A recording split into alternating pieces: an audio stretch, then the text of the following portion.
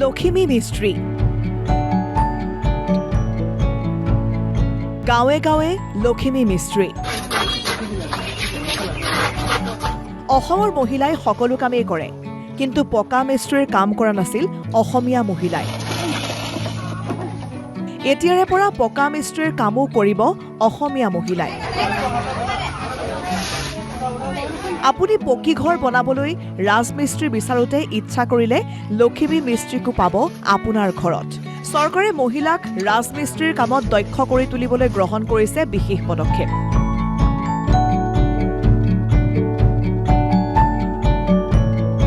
ৰাজ্য চৰকাৰৰ পঞ্চায়ত আৰু গ্ৰামোন্নয়ন বিভাগে প্ৰশিক্ষণ দিছে ৫,০০০ মহিলাক লখিমী মিস্ত্ৰীৰ প্ৰশিক্ষণ এই প্ৰশিক্ষণ ৫৩ দিনীয়া কেইবাখনো জিলাত চলি আছে প্ৰশিক্ষণ এয়া চিচি বৰগাঁও সমষ্টিৰ লখিমী মিস্ত্ৰী মাছখোৱা উন্নয়ন খণ্ডৰ অন্তৰ্গত মৰিধল পঞ্চায়তত লখিমী মিস্ত্ৰীৰ প্ৰশিক্ষণ চলিছে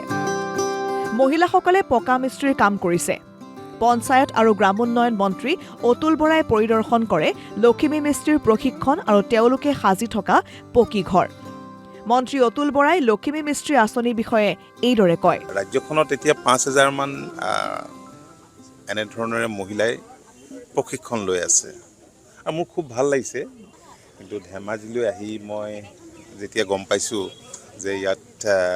প্ৰায় ১,০০০ মহিলাই এনেধৰণে ৰাজমিস্ত্ৰীৰ প্ৰশিক্ষণ লৈ আছে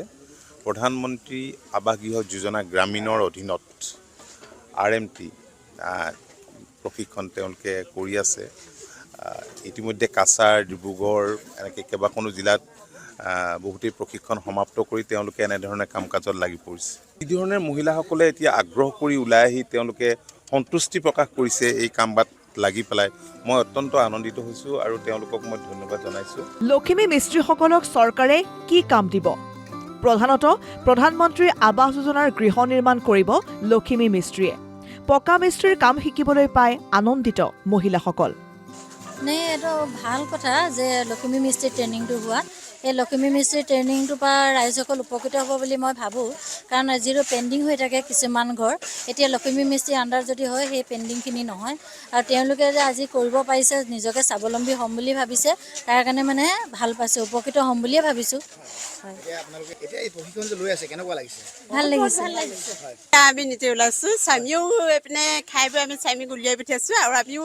ওলাই আহিছোঁ তেনেকৈ ঘৰৰ কাম বন কৰি মেলি আমাৰ ছাৰে SK ছাৰে আমাক যিখিনি তাৰমানে আগবঢ়াই নিছে আমি আগবাঢ়ি যাম বুলি ভাবিছোঁ তাৰমানে আৰু পাইছোঁ মহিলাসকলক পকা মিস্ত্ৰীৰ কামৰ প্ৰশিক্ষণ দিয়া কাৰ্য সঁচাকৈয়ে প্ৰশংসনীয় ইয়াৰ জৰিয়তে অসমীয়া মহিলাৰ দক্ষতা বিকাশৰ এক নতুন দিশ আৰম্ভ হ'ব ধেমাজিৰ পৰা জিতু শইকীয়াৰ ৰিপৰ্ট অসম লাইভ 24